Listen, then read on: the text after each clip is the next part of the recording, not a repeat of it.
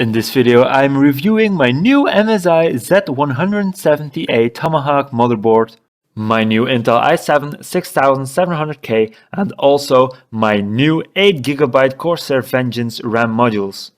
After I reviewed all these three parts, I'm showing how to install the CPU and the RAM modules on the motherboard. Enjoy the video! Didn't even get to cross.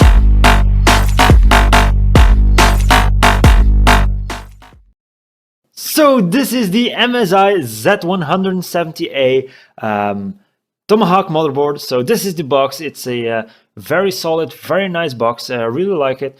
So these are the sides, some normal talk, some labels, some things that they have to put on there.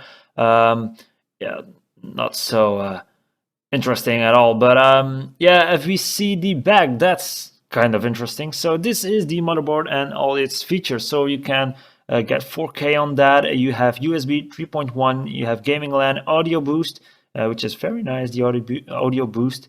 Also a military class 4 top quality components, debugging LED, DDR4 boost, and gaming DNA. I don't know what that is. And that is the back panel. So you have everything you need. And also, yeah, the DDR4, so that's something really new that comes with the processing unit I have. It's the, yeah, you will see that later on. It's the DDR4, which is really nice. It's the future. So after opening the box, you can see the back, anti-static back where the motherboard is in.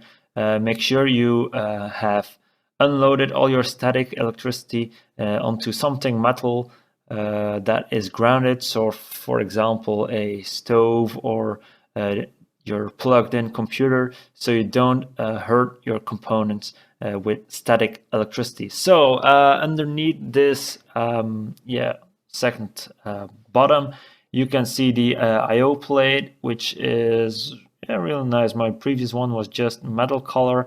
This one is matte black with some red labels on it, some red logos of MSI, and yeah, it's really nice. So you can see that it's a really nice IO plate, even though you're not seeing that so often, only when you're plugging in something. So two SATA cables, I had enough of them, a quick installation manual, not that interesting, some management labels to manage your cables, so you can write on that what cable is for what. A CD, but we're not going to use that one to install the drivers. You always have to install the drivers you find online, not those from the CD or DVD you get in the package. So that's something for later on. If everything is installed, you install the latest versions of the BIOS of the drivers for the motherboard. So after we open the box, you can get the motherboard out of the bag. As you can see, this is the motherboard. It's a really nice motherboard. It looks so nice. Well, I'm used to smaller motherboards, and my previous one was a smaller one. So yeah, this is really nice and neat for me. So after that, we are taking a closer look to the motherboard. You have everything you need on that motherboard. Some audio puts, the CPU socket over there is the 1151 socket, DDR4 slots, the 24-pin connector, two USB 3 connectors, which is really nice. You can put a lot of USB devices on there, USB ports. There is the Z170A chipset, also the CPU, power unit, everything you need, as I said, DDR4, 4 lanes of DDR4, also 24-pin connector, USB 3.0, and 6 SATA ports, so you can put a lot of stuff in there, a lot of memory stuff, so you can put a lot of SSD cards in it. All kinds of pins you need for the front panel, for other stuff. Also enough ports, 2 ports for your graphics card. So this is the back. USB ports, you have enough. I have a USB hub next to my screen, so I don't need all those on the back, but it's really nice. So let's go to the most important part of the build, the Intel Core i7 6700K. It's the one of the newest Intel processors, and it's really nice. It's going on 4 gigahertz. It has hyper threading. It has all things I need. I know normal people who game like me only need an i5 processor, but I chose for the i7 because I have to render some stuff sometimes and make videos for my YouTube channels.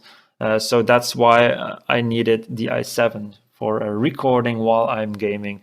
That's better. So you take off the that panel, that black panel came off because I opened it before. So now you open the lever like I showed in the video, and you take the CPU.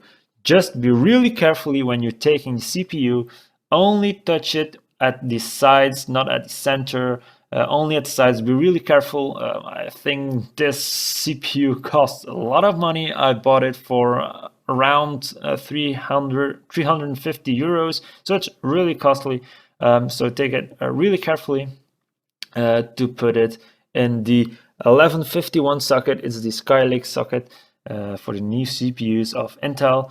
So if my camera is focusing like this, you can see there is a golden arrow in one of the corners, and you have to put that corner in the same corner where you can see there is a white circle in that corner. So you put the CPU like that very carefully into the CPU socket. Don't touch a lot of stuff, only the sides, and you close the lid. So like this, you take, and you have to push really hard to get it underneath. It's normal, it can crack a little bit, or you hear a cracking sound, but that's normal. That's just if you do careful and push, it's no problem. And here is my new DDR4 RAM. It's the Corsair Vengeance 8GB RAM. There are 2 modules, each is around 4 gigabytes of RAM at 2400 megahertz. So yeah, it's really new. DDR4, you don't have a lot of motherboards that support DDR4. Only the motherboards with the newest sockets for the newest CPUs support DDR4. So you open the package and you can see there is a notch, there is a hole in the underside of the RAM module. So you have to make sure that the hole aligns with the little thing you see right there in the slot. So you open the slot, only the red slot. So if you only have 2 modules, you put the 2 modules which have in the slots that are closest. Well, the first one has to be the closest one to the CPU socket, and the other one has to be the one with the same color, or the third one, because that's something about lanes and you bandwidth, but I'm not going to go that much in detail because that would take us really far. So you just push them in. You might have to use a little bit of force, but that's really normal. Until you just have to push until the that little clip closes, and then you can see that the RAM is perfectly installed.